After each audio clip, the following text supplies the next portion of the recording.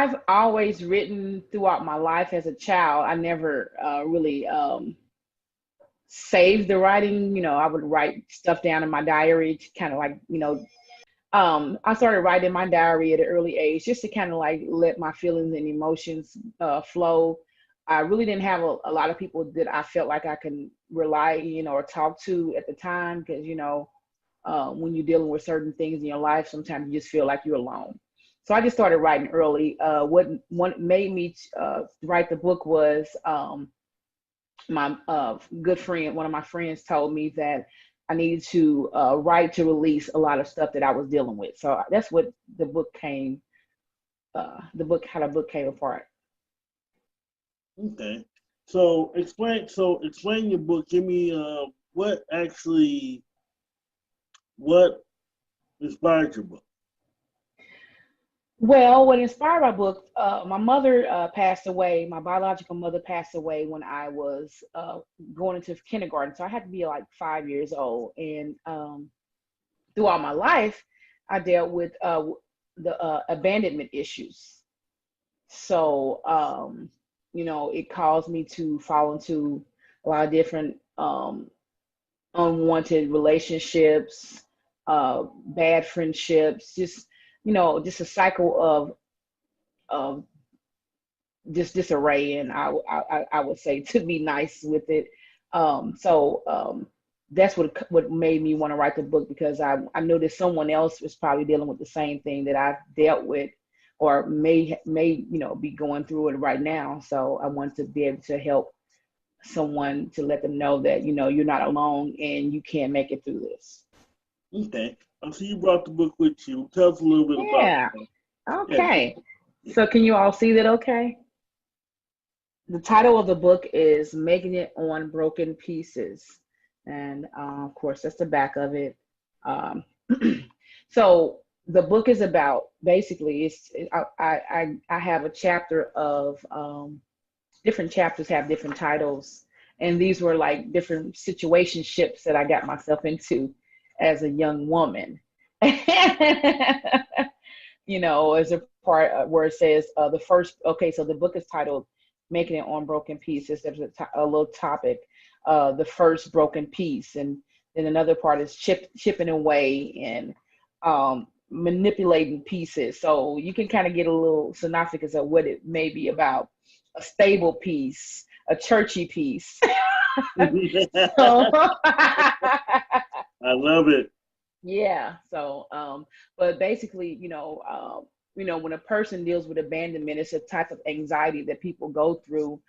Some people deal with it in different ways. Some people may eat. Some people may isolate themselves. Some people may be mean and or sad all the time. Depressed. It's different forms. Different people deal with it differently.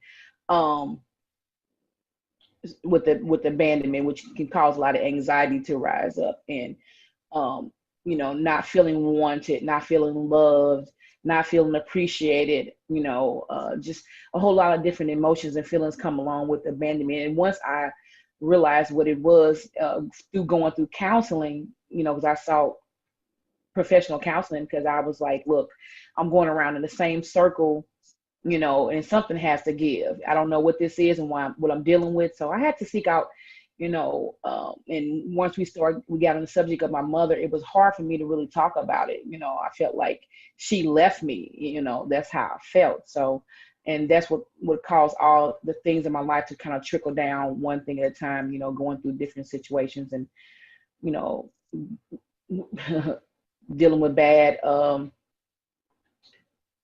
I guess I had a bad boy syndrome, because I felt like I didn't deserve anything better, you know. So I dealt with the bad boys, the hood guys or whatever, the high rollers or whatever, because I felt like, hey, they would love me, but I was all wrong. But yeah.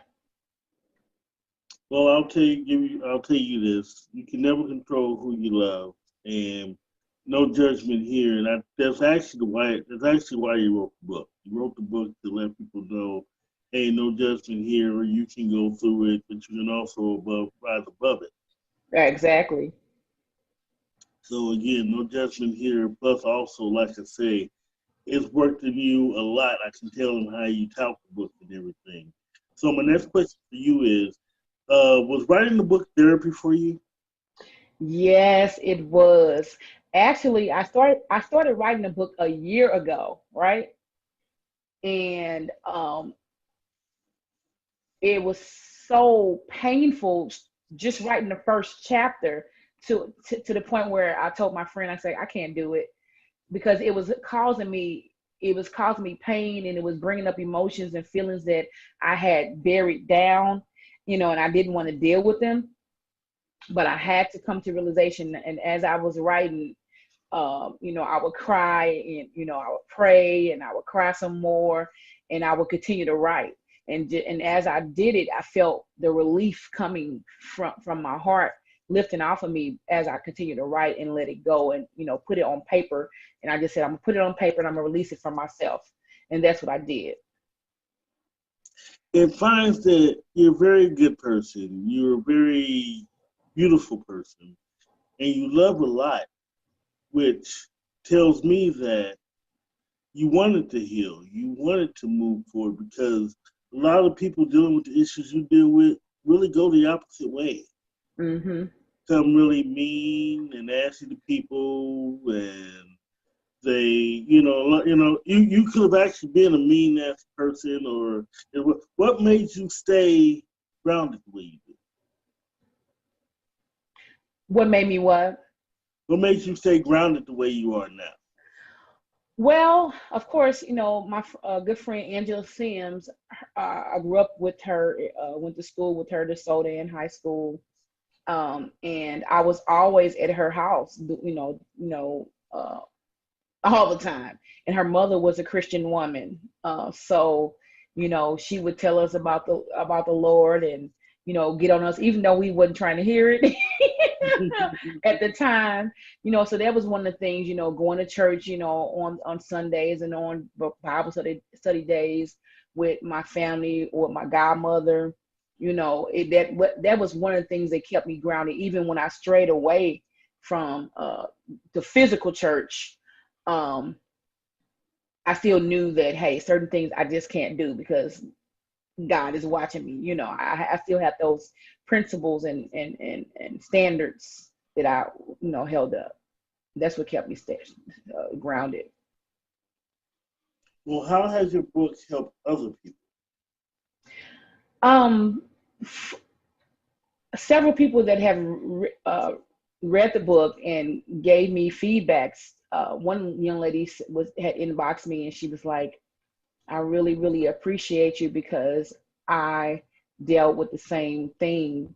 And she's a young woman. She's like in her 20s. She's like, I'm dealing with some of the things now, and I didn't really understand or know what they were, and she said it's good to know that, that I can come out of it.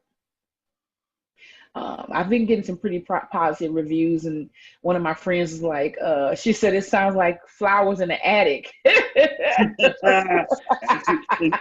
kind of does when you think about it. Yes, I can. I was like, oh my God. Yeah. So do me a favor. Can you hold up the book cover for me one more time? Sure. All right.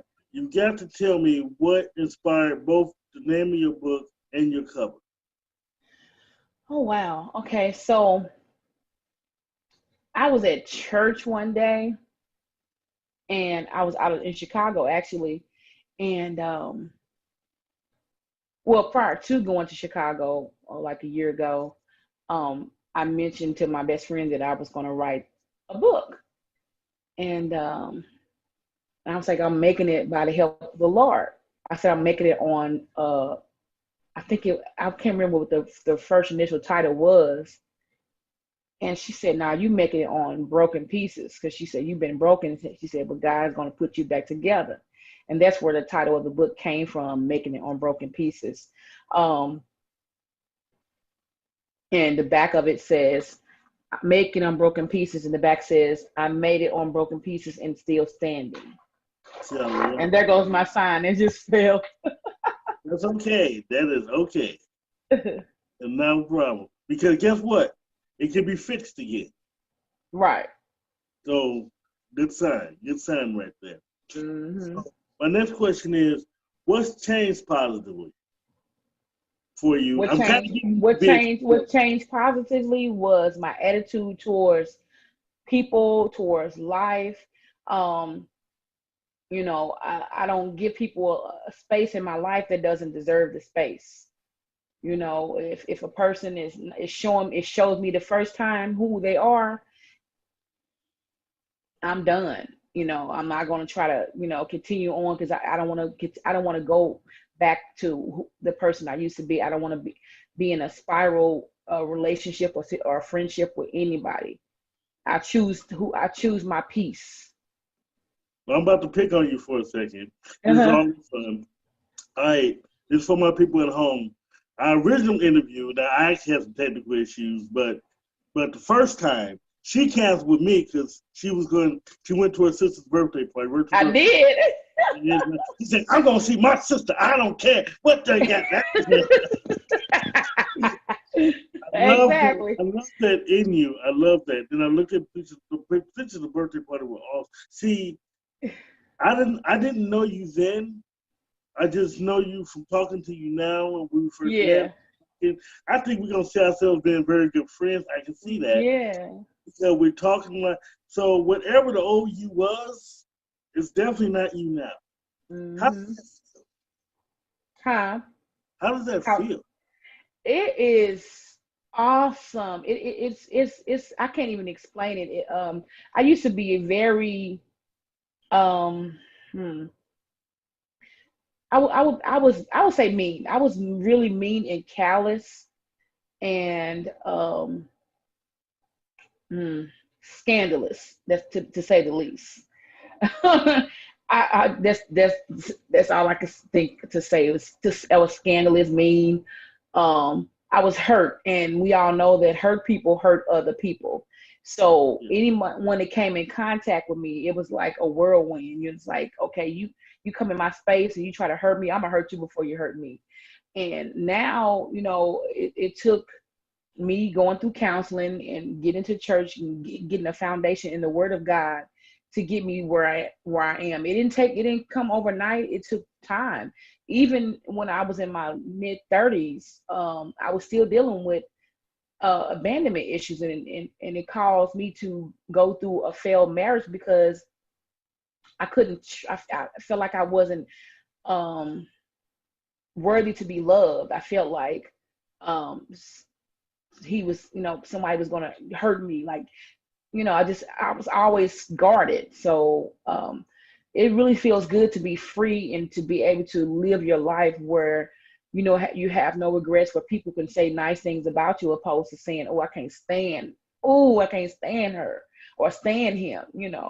But I really, I'm happy to be in this space, and, I wouldn't want to be anywhere else. So, what do you say to your critics and naysayers that say, "Oh, she's not changing. I can get her back just like that, or I can make her do this or that. I can get her back in her." What do you say for those people the negative people? I would say to my naysayers, I'm human. Pressure busts pipes. So if you push a person hard enough, they may just bust. But I learned to pick my battles.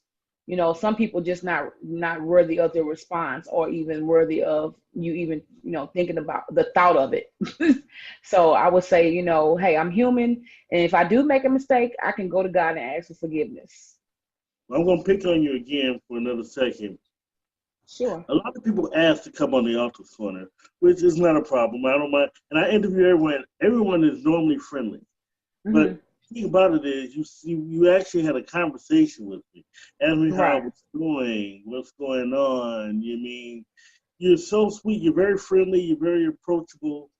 I mean, and again, I can just see us being very good friends, and that and that even just through Angela, just period. I mean, Right. you're a very good person with me. You're a very approachable person, which God has truly blessed you with that. Mm-hmm. So, I feel like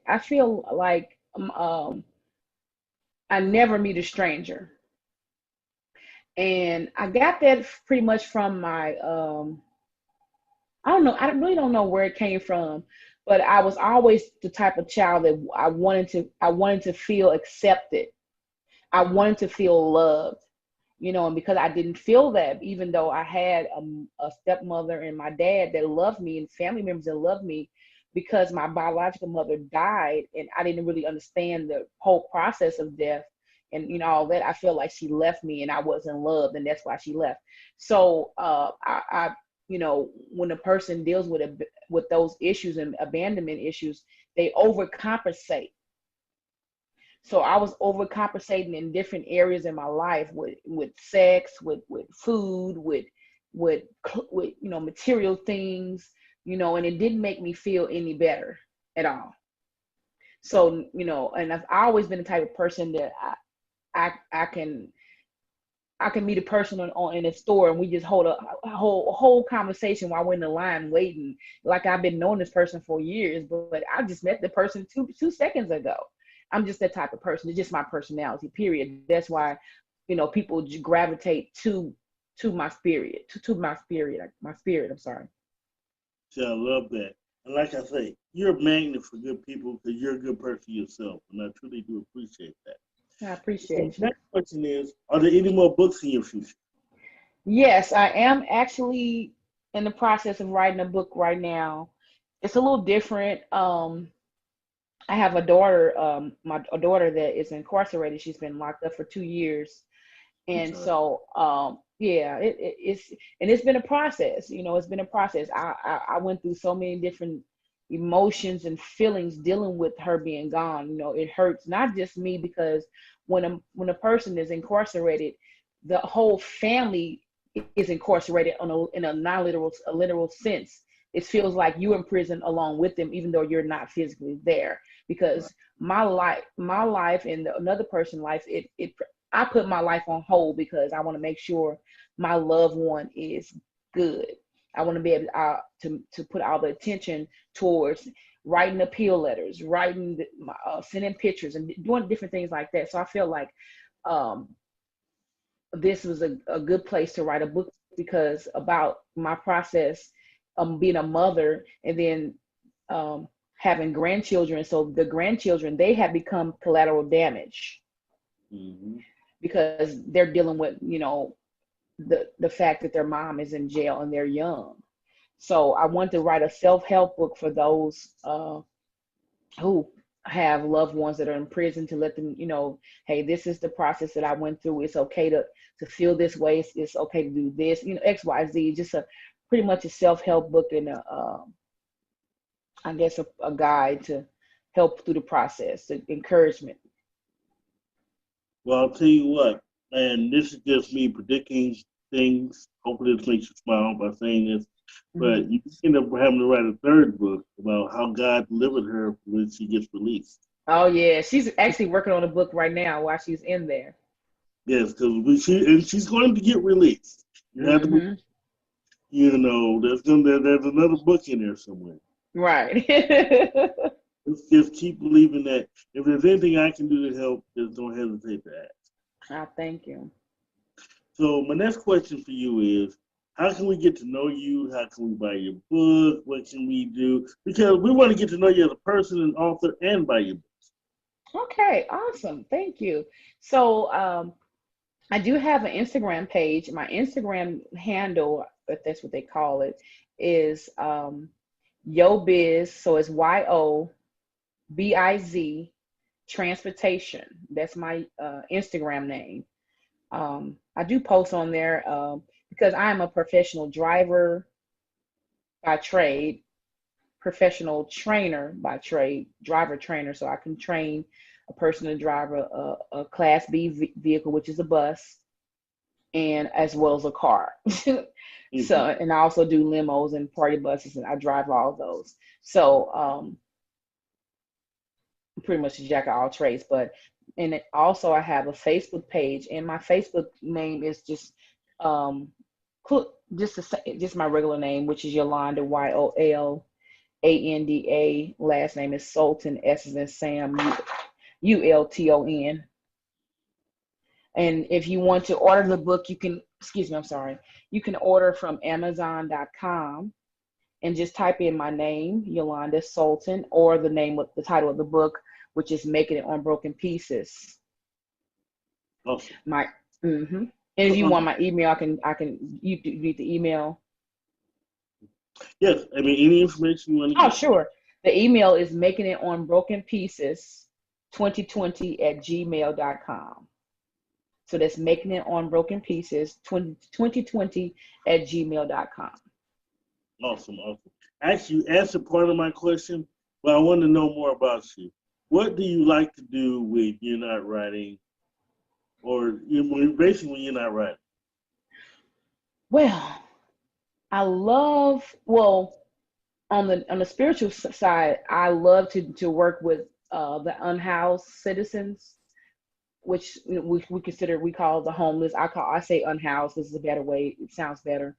Um, my church actually has a cooling station we've had open up since October of last year, and then we carried over to the summer because now it's hot. So we still have individuals at the church, and then the fact that the COVID came, the mayor extended the shelter months out, and now it's hot, so they have somewhere to go. I love doing that type of work, going out doing outreach outside the four walls. I don't like to stay inside. I like to go out where the people are to speak with them. Now, on the just a natural side, I love to bowl. I love bowling. I like to throw darts. I used to skate, but I don't skate anymore because I broke my ankle. I'm sorry. um, yeah, I love outdoors. Anything outdoors. The lake. I used to fish. I haven't fished in a while because I don't have anybody to go fishing with. Um, yeah, I'm pretty much well rounded. I like to do a lot of different things. I like to read when I have time to sit down and read a good book. Um, well, yeah.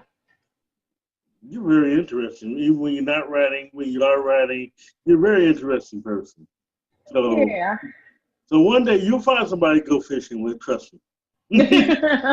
Exactly. So my final question for you is: I usually give my authors the final word to give shout outs, to they, any advice they want to give, whatever you want to say. The floor is yours. Okay. So I guess I don't really have anything really deep to say, but I do want to say if you have any dreams and aspirations, no matter how small or minute they may seem, follow your dreams because they can become a reality. When I told my coworkers that I was writing a book, they was like, "Girl, please, you ain't write no books. She's just talking." And every day at work, I would bring my laptop and I would type a little couple of chapters and look up. I was like, bam. So if you have anything that you really want to do, don't allow anybody to put any negativity in your heart or your spirit to make you give up on what you want to do with your life, or if it's something that if you want to lose weight, if you want to write a book, if you want to go to Paris, don't let anybody stop you. And because you can do whatever you put your mind and your heart to do. Hey, I didn't graduate from high school because of situation, because life happened. However, I did go back and get my GED at a later time, so don't allow society to dictate, who you are and how far you can go. I even have some certificates, that I went back and got for different subjects, and so it's limitless what you can do if you just put your heart and your mind into it and just have that perseverance to continue on. And that's my words I have to say to anyone that um, would look at this video. And also shout out to Pastor Angela Sims for referring me to you. Shout outs to True Seekers Publishing from St. Louis, Missouri, another small boutique publishing company. And for all my family and friends that support me along the way. And I thank you, Mr. Campbell, for the interview. Oh, there's no problem. And please call me Henry. Henry your age. Henry, okay. You know what? I should have wrote. I should have put a. I was gonna put a part in one of my books. With the next book I'm gonna write, Mr. Henry. I love that. I love that. I love it. Mr. Henry, because where is Mr. Henry when I need my grass cut? Uh-oh. See? Exactly.